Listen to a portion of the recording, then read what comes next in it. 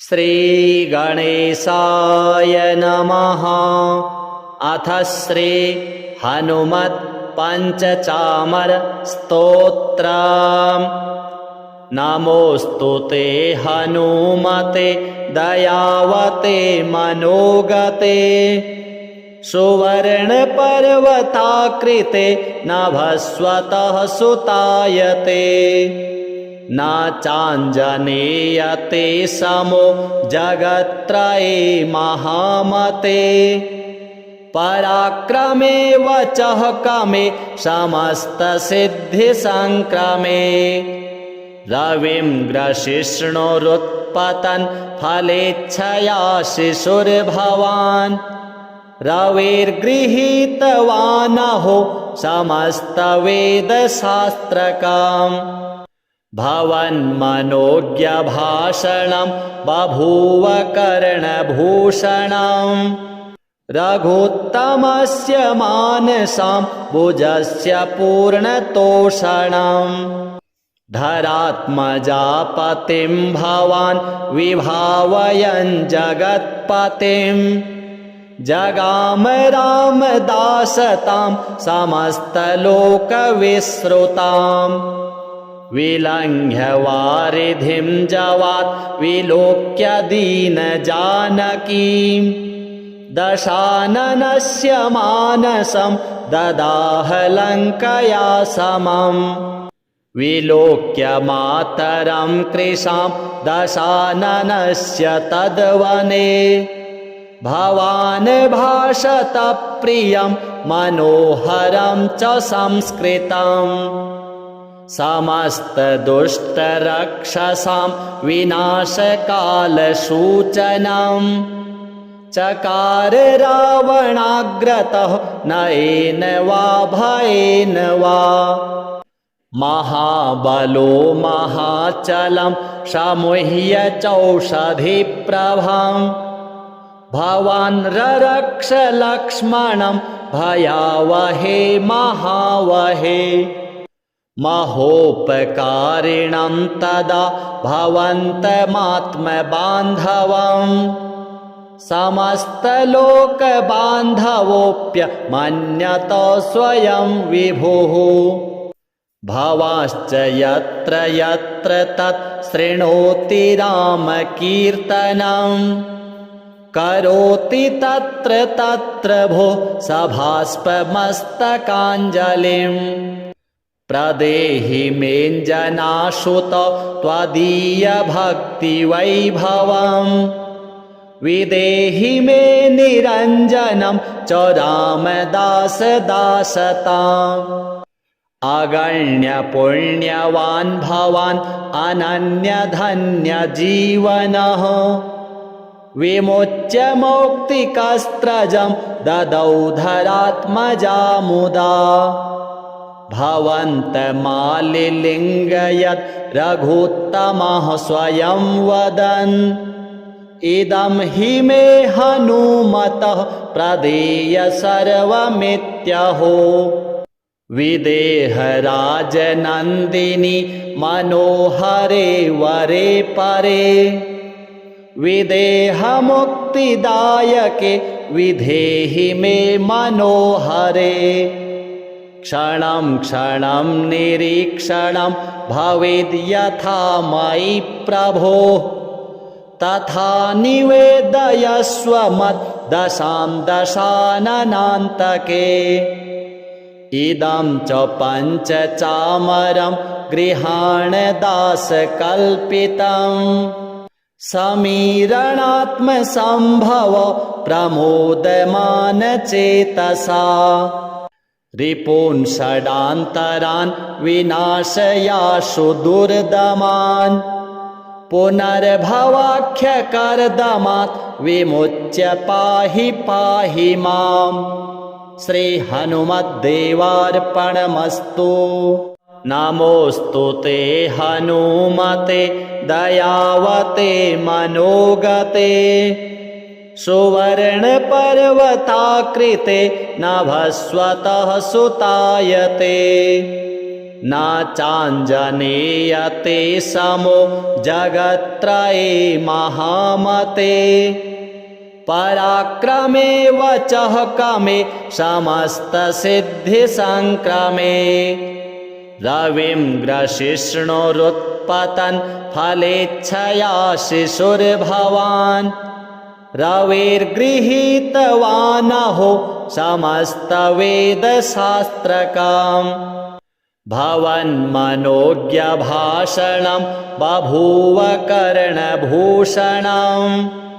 रघुत्तमस्य मानसं भुजस्य पूर्णतोषणम् धरात्मजापतिं भवान् विभावयन् जगत्पतिं जगाम रामदासतां समस्तलोकविश्रुताम् विलङ्घ्य वारिधिं जवात् विलोक्य दीनजानकीम् दशाननस्य मानसं ददाह लङ्कया समम् विलोक्य मातरं कृशां दशाननस्य तद्वने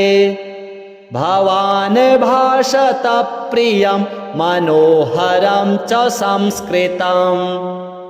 समस्तदुष्टरक्षसां विनाशकालसूचनम् चकार रावणाग्रतः नयेन वा भयेन वा महाबलो महाचलं शमुह्य चौषधिप्रभं भवान् ररक्ष लक्ष्मणं भयावहे महावहे महोपकारिणं तदा भवन्तमात्मबान्धवम् समस्तलोकबान्धवोऽप्यमन्यत स्वयं विभुः भवाश्च यत्र यत्र तत् शृणोति रामकीर्तनं करोति तत्र तत्र भो सभास्पमस्तकाञ्जलिम् प्रदेहि मेञ्जनाशुत त्वदीयभक्तिवैभवम् विदेहि मे निरञ्जनं च रामदास दासताम् अगण्यपुण्यवान् भवान् अनन्यधन्यजीवनः विमुच्य मौक्तिकस्त्रजं ददौ धरात्मजा मुदा भवन्तमालिलिङ्गयत् रघुत्तमः स्वयं वदन्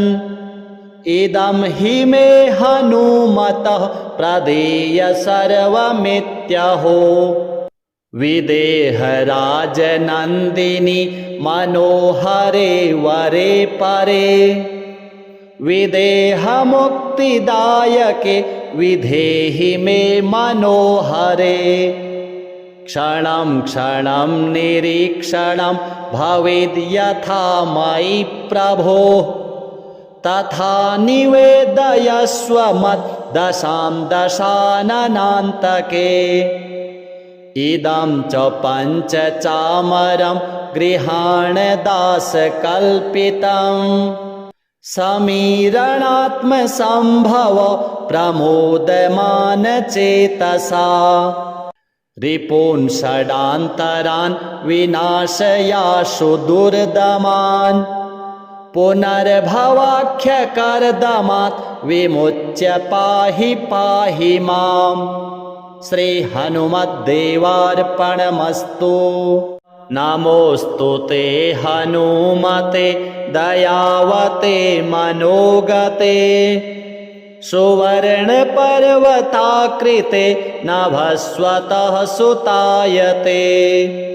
न चाञ्जनेयते समो जगत्त्रये महामते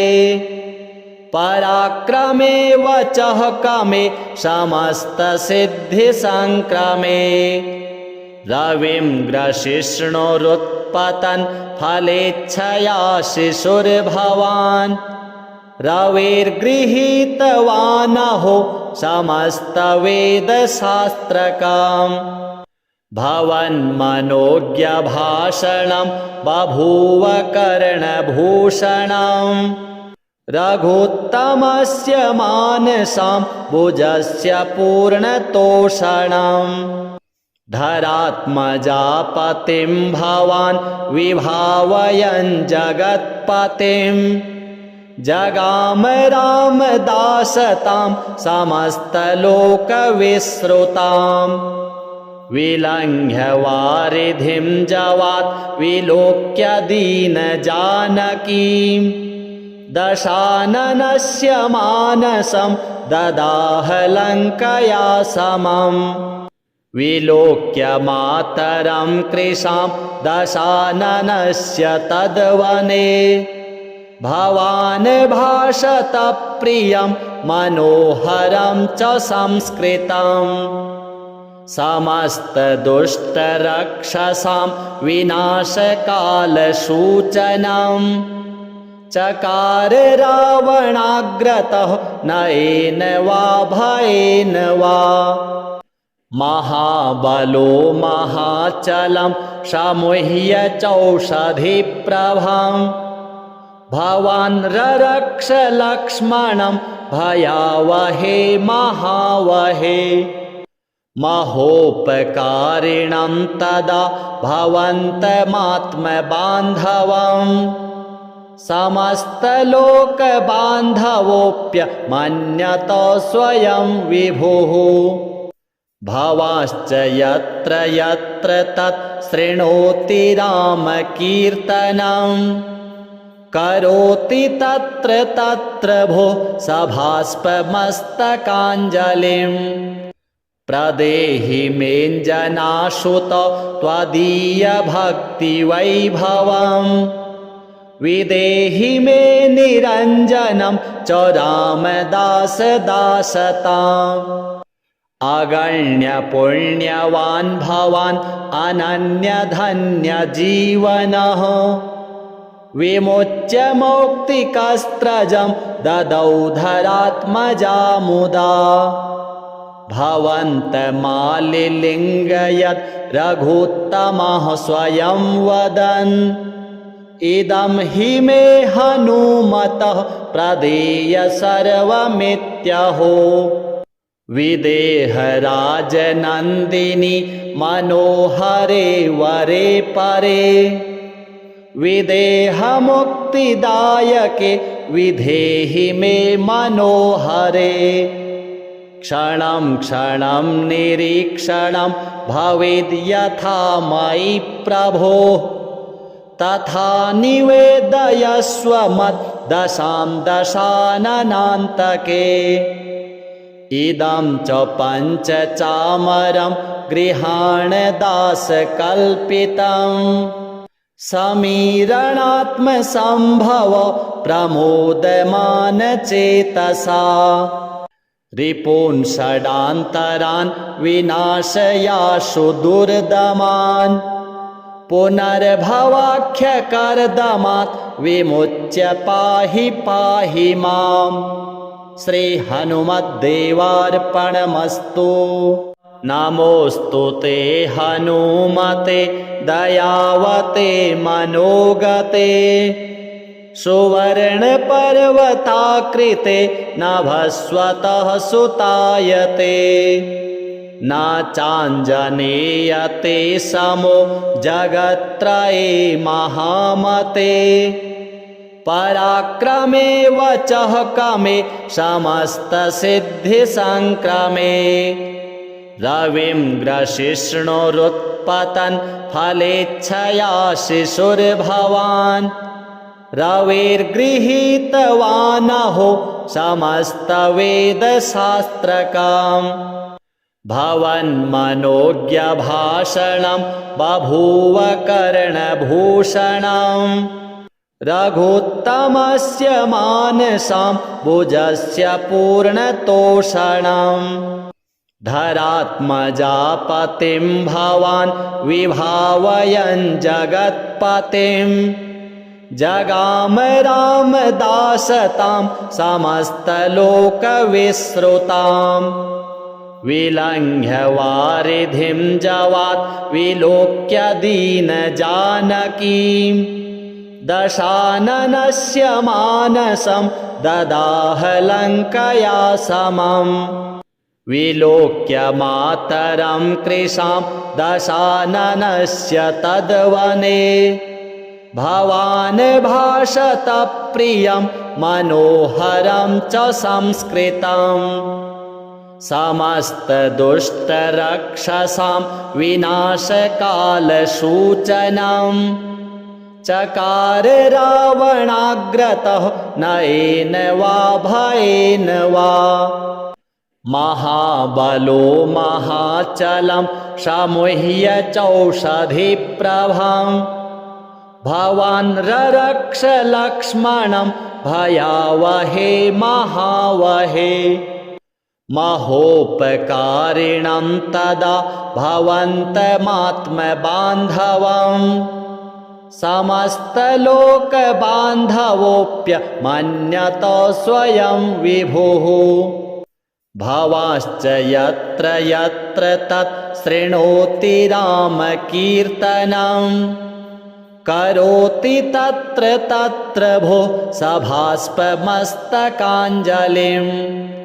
प्रदेहि मेञ्जनाशुत त्वदीयभक्तिवैभवम् विदेहि मे निरञ्जनं च रामदास दासताम् अगण्यपुण्यवान् भवान् अनन्यधन्यजीवनः विमुच्य मौक्तिकस्त्रजं ददौ धरात्मजा मुदा भवन्तमालिलिङ्गयत् रघुत्तमः स्वयं वदन् इदं हि मे हनुमतः प्रदेय सर्वमित्यहो विदेहराजनन्दिनि मनोहरे वरे परे विदेहमुक्तिदायके विधेहि मे मनोहरे क्षणं क्षणं निरीक्षणं भवेद्यथा मयि प्रभो तथा निवेदयस्व मद्दशां दशाननान्तके इदं च पञ्चचामरं गृहाण दासकल्पितम् समीरणात्मसम्भव प्रमोदमानचेतसा रिपून् षडान्तरान् विनाशयाशु दुर्दमान् पुनर्भवाख्यकर्दमात् विमुच्य पाहि पाहि माम् श्रीहनुमद्देवार्पणमस्तु नमोऽस्तु ते हनुमते दयावते मनोगते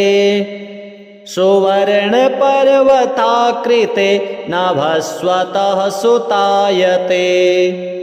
न चाञ्जनेयते समो जगत्त्रये महामते पराक्रमे वचः कमे समस्तसिद्धिसङ्क्रमे रविं ग्रशिष्णुरुत्पतन् फलेच्छया शिशुर्भवान् रविर्गृहीतवानहो समस्तवेदशास्त्रकाम् भवन्मनोज्ञभाषणं बभूव कर्णभूषणम् रघुत्तमस्य मानसां भुजस्य पूर्णतोषणम् धरात्मजापतिं भवान् विभावयन् जगत्पतिं जगाम रामदासतां समस्तलोकविश्रुताम् विलङ्घ्य वारिधिं जवात् विलोक्य दीनजानकीं दशाननस्य मानसं ददाह लङ्कया समम् विलोक्य मातरं कृशां दशाननस्य तद्वने भवान् भाषत प्रियं मनोहरं च संस्कृतम् समस्तदुष्टरक्षसां विनाशकालसूचनम् चकार रावणाग्रतः नयेन वा भयेन वा महाबलो महाचलं शमुह्य चौषधिप्रभं भवान् ररक्ष लक्ष्मणं भयावहे महावहे महोपकारिणं तदा भवन्तमात्मबान्धवम् समस्तलोकबान्धवोऽप्यमन्यत स्वयं विभुः भवाश्च यत्र यत्र तत् शृणोति रामकीर्तनं करोति तत्र तत्र भो सभास्पमस्तकाञ्जलिं प्रदेहि मेऽञ्जनाशुत त्वदीयभक्तिवैभवम् विदेहि मे निरञ्जनं च रामदासदासताम् अगण्यपुण्यवान् भवान् अनन्यधन्यजीवनः विमुच्य मौक्तिकस्त्रजं ददौ धरात्मजा मुदा भवन्तमालिलिङ्गयत् रघुत्तमः स्वयं वदन् इदं हि मे हनुमतः प्रदेय सर्वमित्यहो विदेहराजनन्दिनि मनोहरे वरे परे विदेहमुक्तिदायके विधेहि मे मनोहरे क्षणं क्षणं निरीक्षणं भवेद्यथा मयि प्रभो तथा निवेदयस्व मद्दशां दशाननान्तके इदं च पञ्चचामरं गृहाण दासकल्पितं समीरणात्मसम्भव प्रमोदमानचेतसा रिपून् षडान्तरान् विनाशयाशु दुर्दमान् पुनर्भवाख्यकर्दमात् विमुच्य पाहि पाहि माम् श्रीहनुमद्देवार्पणमस्तु नमोऽस्तु ते हनुमते दयावते मनोगते सुवर्णपर्वताकृते नभस्वतः सुतायते न चाञ्जनेयते समो जगत्त्रये महामते पराक्रमे वचः कमे समस्तसिद्धिसङ्क्रमे रविं ग्रशिष्णुरुत्पतन् फलेच्छया शिशुर्भवान् रविर्गृहीतवानहो समस्तवेदशास्त्रकाम् भवन्मनोज्ञभाषणं बभूव कर्णभूषणम् रघुत्तमस्य मानसां भुजस्य पूर्णतोषणम् धरात्मजापतिं भवान् विभावयन् जगत्पतिं जगाम रामदासतां समस्तलोकविश्रुताम् विलङ्घ्य वारिधिं जवात् विलोक्य दीनजानकीं दशाननस्य मानसं ददाह लङ्कया समम्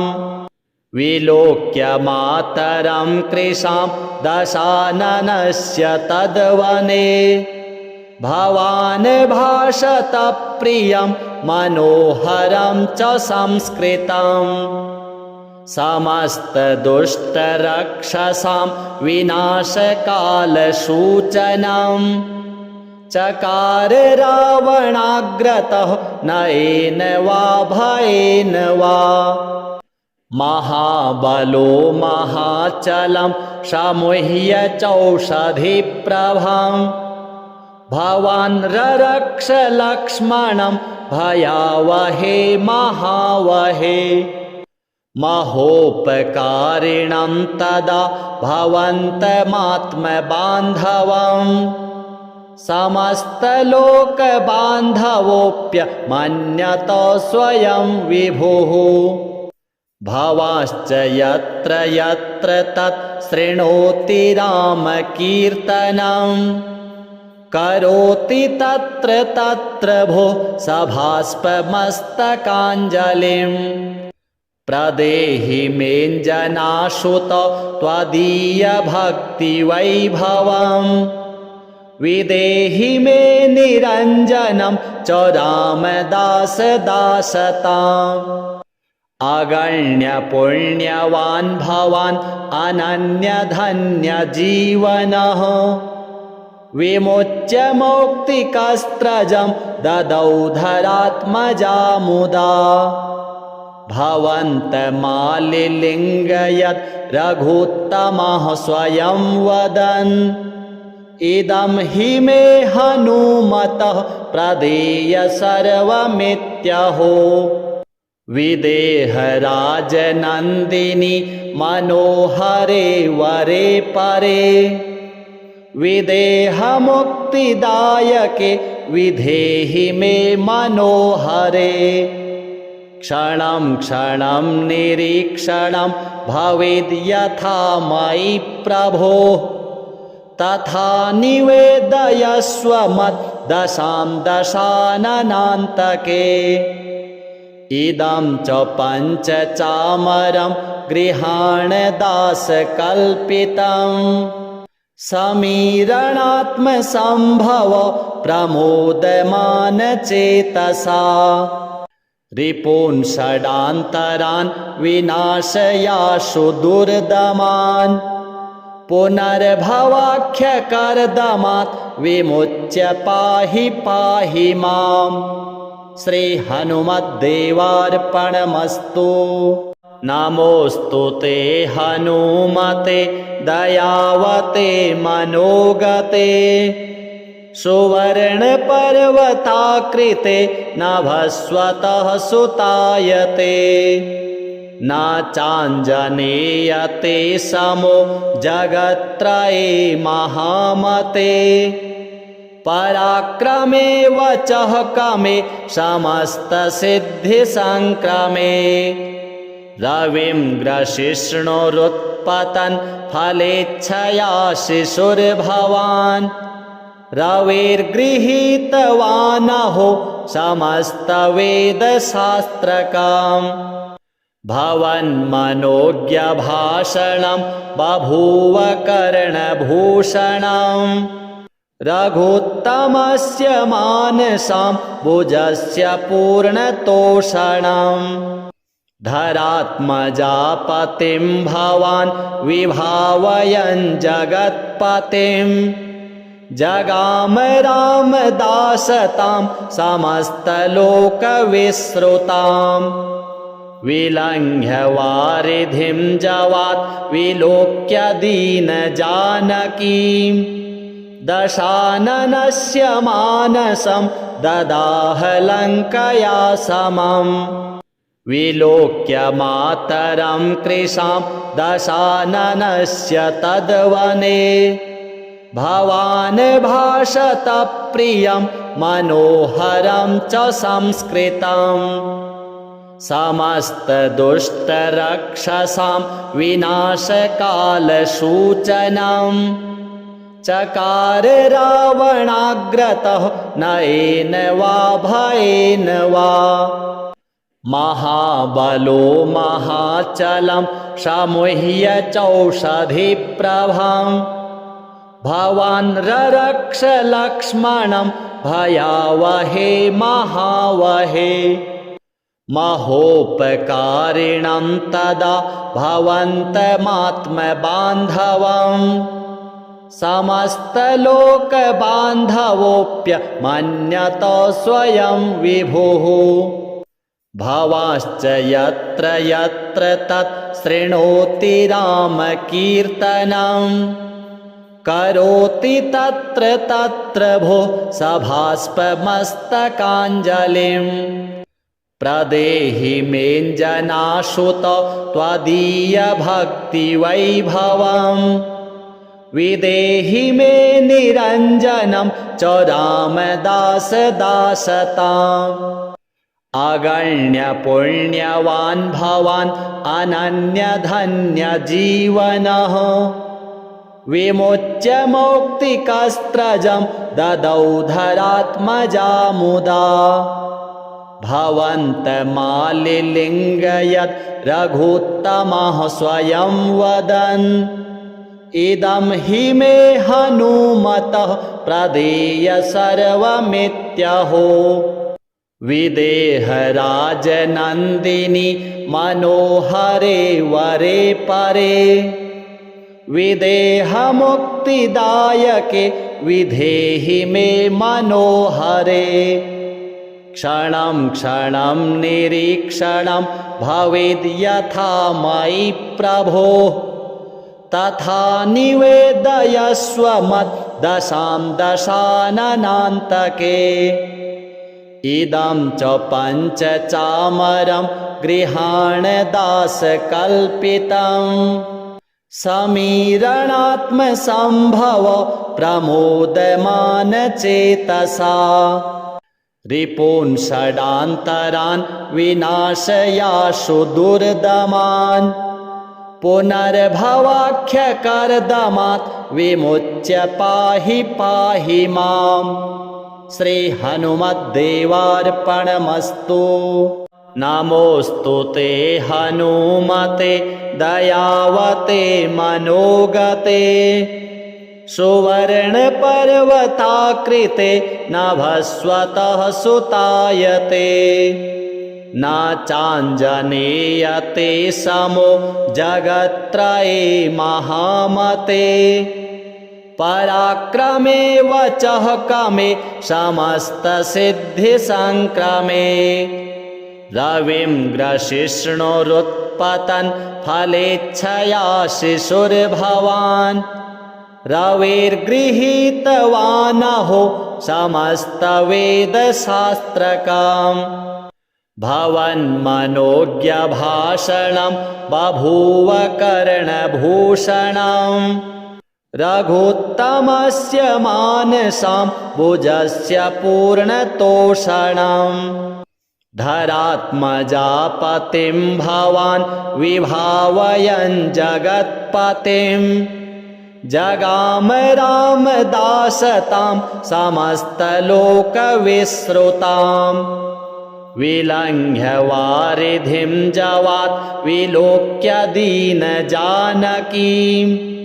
दशाननस्य मानसं ददाह लङ्कया समम् विलोक्य मातरं कृशां दशाननस्य तद्वने भवान् भाषत प्रियं मनोहरं च संस्कृतम् समस्तदुष्टरक्षसां विनाशकालसूचनम् चकार रावणाग्रतः नयेन वा भयेन वा महाबलो महाचलं शमुह्य चौषधिप्रभं भवान् ररक्ष लक्ष्मणं भयावहे महावहे महोपकारिणं तदा भवन्तमात्मबान्धवम् समस्तलोकबान्धवोऽप्यमन्यत स्वयं विभुः भवाश्च यत्र यत्र तत् शृणोति रामकीर्तनं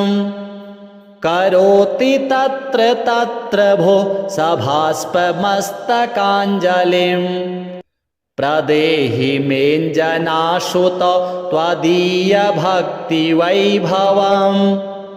विदेहि मे निरञ्जनं च रामदासदासताम् अगण्यपुण्यवान् भवान् अनन्यधन्यजीवनः विमुच्य मौक्तिकस्त्रजं ददौ धरात्मजा मुदा भवन्तमालिलिङ्गयत् रघुत्तमः स्वयं वदन् इदं हि मे हनुमतः प्रदेय सर्वमित्यहो विदेहराजनन्दिनि मनोहरे वरे परे विदेहमुक्तिदायके विधेहि मे मनोहरे क्षणं क्षणं निरीक्षणं भवेद् यथा मयि प्रभो तथा निवेदयस्व मद्दशां दशाननान्तके इदं च पञ्चचामरं गृहाणदासकल्पितं समीरणात्मसम्भव प्रमोदमानचेतसा रिपून् षडान्तरान् विनाशयाशु दुर्दमान् पुनर्भवाख्यकर्दमात् विमुच्य पाहि पाहि माम् श्रीहनुमद्देवार्पणमस्तु नमोऽस्तु ते हनुमते दयावते मनोगते सुवर्णपर्वताकृते नभस्वतः सुतायते न चाञ्जनेयते समो जगत्त्रये महामते पराक्रमे वचः कमे समस्तसिद्धिसङ्क्रमे रविं ग्रशिष्णुरुत्पतन् फलेच्छया शिशुर्भवान् रविर्गृहीतवानहो समस्तवेदशास्त्रकाम् भवन्मनोज्ञभाषणं बभूव कर्णभूषणम् रघुत्तमस्य मानसां भुजस्य पूर्णतोषणम् धरात्मजापतिं भवान् विभावयन् जगत्पतिम् जगाम रामदासतां समस्तलोकविश्रुताम् विलङ्घ्य वारिधिं जवात् विलोक्य दीनजानकीं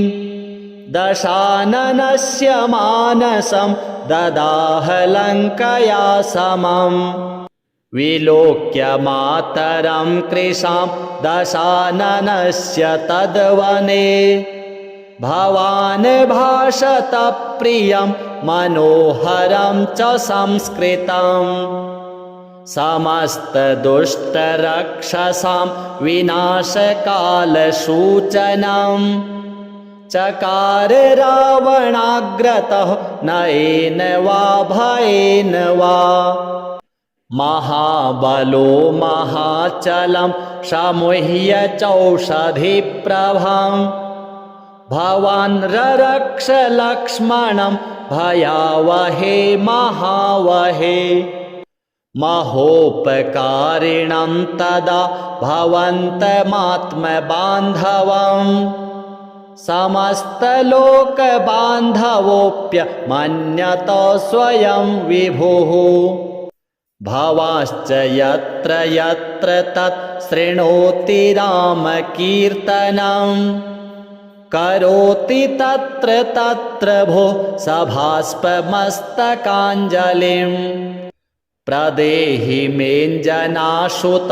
त्वदीयभक्तिवैभवम् विदेहि मे निरञ्जनं च रामदासदासताम् अगण्यपुण्यवान् भवान् अनन्यधन्यजीवनः विमुच्य मौक्तिकस्त्रजं ददौ धरात्मजा मुदा भवन्तमालिलिङ्गयत् रघुत्तमः स्वयं वदन् इदं हि मे हनुमतः प्रदेय सर्वमित्यहो विदेहराजनन्दिनि मनोहरे वरे परे विदेहमुक्तिदायके विधेहि मे मनोहरे क्षणं क्षणं निरीक्षणं भवेद् यथा मयि प्रभो तथा निवेदयस्व मद्दशां दशाननान्तके इदं च पञ्चचामरं गृहाण दासकल्पितं समीरणात्मसम्भव प्रमोदमान चेतसा रिपून् षडान्तरान् विनाशयाशु दुर्दमान् पुनर्भवाख्यकर्दमात् विमुच्य पाहि पाहि माम् श्रीहनुमद्देवार्पणमस्तु नमोऽस्तु ते हनुमते दयावते मनोगते सुवर्णपर्वताकृते नभस्वतः सुतायते न चाञ्जनेयते समो जगत्त्रये महामते पराक्रमे वचः कमे समस्तसिद्धिसङ्क्रमे रविं ग्रशिष्णुरुत्पतन् फलेच्छया शिशुर्भवान् रविर्गृहीतवानहो समस्तवेदशास्त्रकाम् भवन्मनोज्ञभाषणं बभूव कर्णभूषणम् रघुत्तमस्य मानसां भुजस्य पूर्णतोषणम् धरात्मजापतिं भवान् विभावयन् जगत्पतिं जगाम रामदासतां समस्तलोकविश्रुताम् विलङ्घ्य वारिधिं जवात् विलोक्य दीनजानकीं दशाननस्य मानसं ददाह लङ्कया समम् विलोक्य मातरं कृशां दशाननस्य तद्वने भवान् भाषत प्रियं मनोहरं च संस्कृतम् समस्तदुष्टरक्षसां विनाशकालसूचनम् चकार रावणाग्रतः नयेन वा भयेन वा महाबलो महाचलं शमुह्य चौषधिप्रभं भवान् ररक्ष लक्ष्मणं भयावहे महावहे महोपकारिणं तदा भवन्तमात्मबान्धवम् समस्तलोकबान्धवोऽप्यमन्यत स्वयं विभुः भवाश्च यत्र यत्र तत् शृणोति रामकीर्तनं करोति तत्र तत्र भो सभास्पमस्तकाञ्जलिम् प्रदेहि मेञ्जनाशुत त्वदीयभक्तिवैभवम् विदेहि मे निरञ्जनं च रामदास दासताम् अगण्यपुण्यवान् भवान् अनन्यधन्यजीवनः विमुच्य मौक्तिकस्त्रजं ददौ धरात्मजा मुदा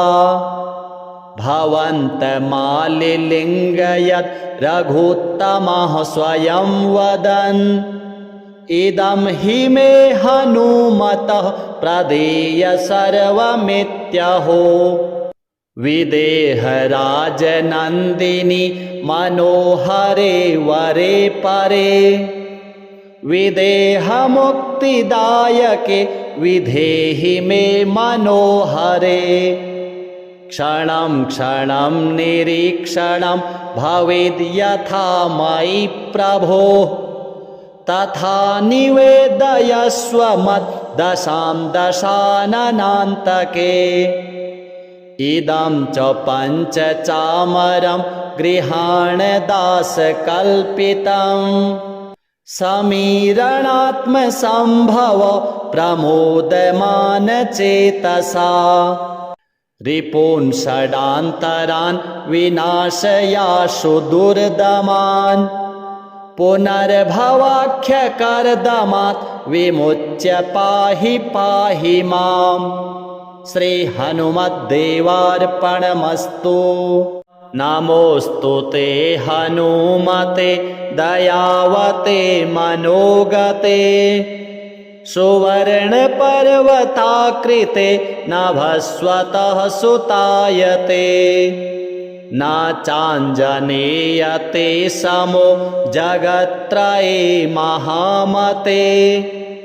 पराक्रमे वचः कमे समस्तसिद्धिसङ्क्रमे रविं ग्रशिष्णुरुत्पतन् फलेच्छया शिशुर्भवान् रविर्गृहीतवानहो समस्तवेदशास्त्रकाम् भवन्मनोज्ञभाषणं बभूव कर्णभूषणम् रघुत्तमस्य मानसां भुजस्य पूर्णतोषणम् धरात्मजापतिं भवान् विभावयन् जगत्पतिम् जगाम रामदासतां समस्तलोकविश्रुताम् विलङ्घ्य वारिधिं जवात् विलोक्य दीनजानकीं दशाननस्य मानसं ददाह लङ्कया समम् विलोक्य मातरं कृशां दशाननस्य तद्वने भवान् भाषत प्रियं मनोहरं च संस्कृतम् समस्तदुष्टरक्षसां विनाशकालसूचनम् चकार रावणाग्रतः नयेन वा भयेन वा महाबलो महाचलं शमुह्य चौषधिप्रभम् भवान् ररक्ष लक्ष्मणं भयावहे महावहे महोपकारिणं तदा भवन्तमात्मबान्धवम् समस्तलोकबान्धवोऽप्यमन्यत स्वयं विभुः भवाश्च यत्र यत्र तत् शृणोति रामकीर्तनम् करोति तत्र तत्र भो सभास्पमस्तकाञ्जलिम् प्रदेहि मेञ्जनाशुत त्वदीयभक्तिवैभवम् विदेहि मे निरञ्जनं च रामदासदासताम् अगण्यपुण्यवान् भवान् अनन्यधन्यजीवनः